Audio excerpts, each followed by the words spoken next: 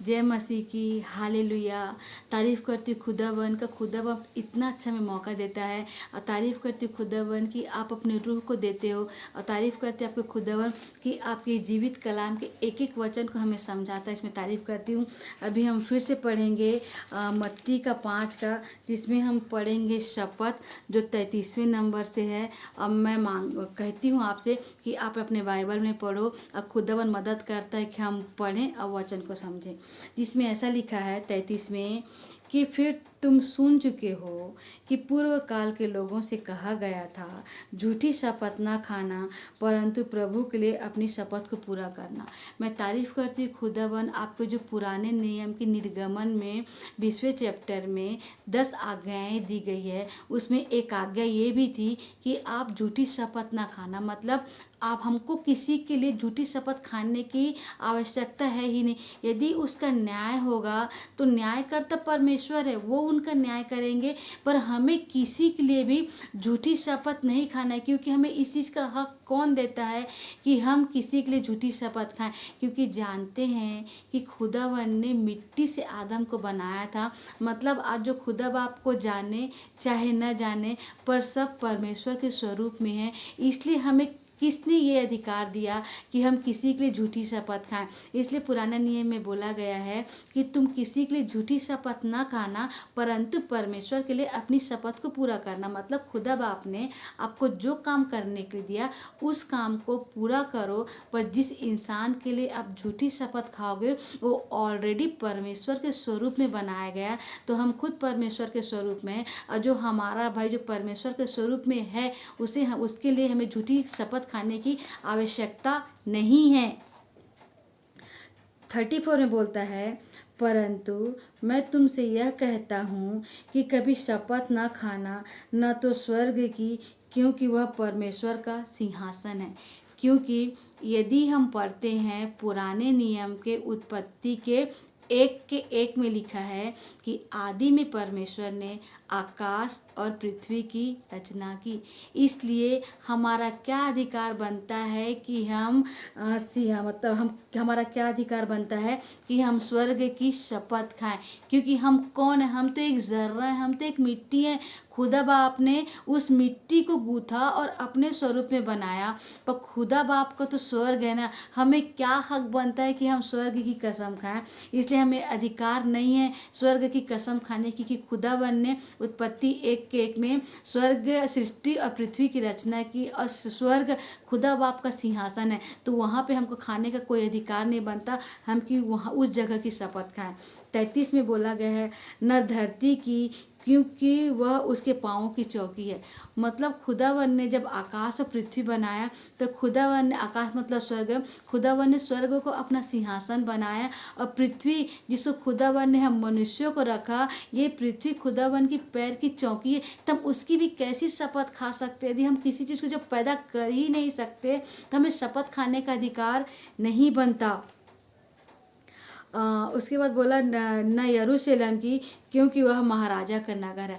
मतलब खुदा बाप ने जब अपने पुत्र यीशु मसीह को लाना चाहा, तो उन्होंने देखा कि उनके लिए कौन था योग्य, जिसके वंश में वो यीशु मसीह को पैदा करें।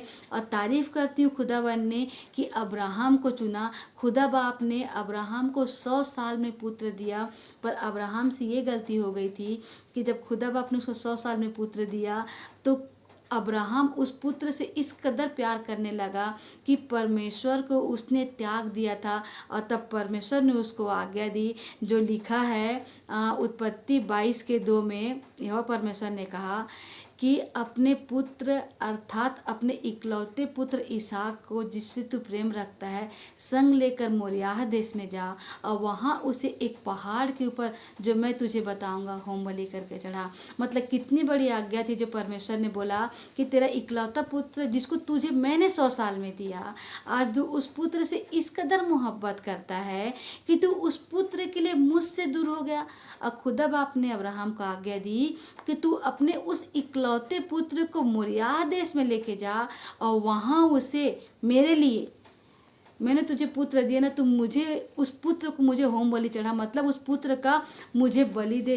पर तारीफ करती हूँ अब्राहम का कि वो खुदा उस समय उसकी आँख खुली, और तारीफ करती हूँ अब्राहम का कि अपने इकलौते पुत्र को जब उसने क्रूस पे, जब अपने इकलौते पुत्र को जब उसने मारने चाहा, तब परमेश्वर ने उसने बोला कि खुदा बाप ने वहाँ पे अपनी प्रतिज्ञा खाई। और सबसे बड़ी प्रतिज्ञा ये थी कि प्रतिज्ञा मतलब उन्होंने अपने इकलौते पुत्र यीशु मसीह को अब्राहम को भेजा और अब्राहम को दिया, जो अब्राहम के वंश थे। अब्राहम का पुत्र इसहाक, इसहाक से एसाव और याकूब हुए, और याकूब को ही खुदा बाप ने इज़राइल नाम दिया, और खुदावन ने चुना है इज़राइल को, और इज़राइल में शहर है यरूशलेम। इसलिए बोला कि तू यरूशलेम की भी शपथ ना खाना, क्योंकि खुदा बाप ने अब्राहम को चुना, उनका पुत्र यहूदा गोत्र में पैदा हुआ और यरूशलेम उसे क्रूस पे चढ़ाया गया। इसलिए बोला कि यरूशलेम का भी तुम शपथ ना खाना, क्योंकि वो हमारे राजा का, महाराजा का नगर है। वो 36 में बोला अपने सिर की भी शपथ ना खाना,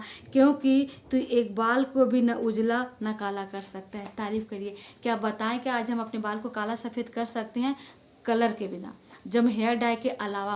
क्या हम सोच के एक अपने सफ़ेद बाल को काला कर सकते हैं क्या, या काला बाल को सफ़ेद कर सकते हैं? इसलिए हमें अपने सिर की भी शपथ खाने की आवश्यकता नहीं है, क्योंकि अपनी ज़िंदगी में हम एक भी चीज़ अपने हिसाब से नहीं कर सकते। मैं तारीफ़ करती हूँ खुदा बाप का, खुदावन, कि तूने मुझे आज सांसें दे खुदा, जो तूने आदम के नाक में फूकी थी, फूका ये हवा, अगर तारीफ करती हूँ खुदा, वही सांस तूने मुझे दी खुदावन, और उसी सांस से मैं जिंदा हूँ खुदावन। इसलिए पूरी शरीर तो तेरा है खुदावन, इस शरीर का मैं क्या शपथ खाऊँ खुदावन, क्योंकि खुदावन ना मैं सोच के अपने एक सफ़ेद बाल को काला कर सकती हूँ खुदा बाप, ना काला बाल को सफ़ेद कर सकती हूँ। और 36 में बोला परंतु तुम्हारी हाँ की हाँ और नहीं की नहीं हो। मतलब यदि हमको झूठ नहीं बोलना है, यदि हाँ है तो हाँ ही बोलना है, और नहीं है तो नहीं बोलना है, क्योंकि जो कुछ इससे अधिक होता है वो बुराई होता है। मतलब यदि मैंने हाँ बोल के नहीं किया, मतलब मैंने गलत राह पे चली, मतलब मैं शैतान के काम पे चली गई।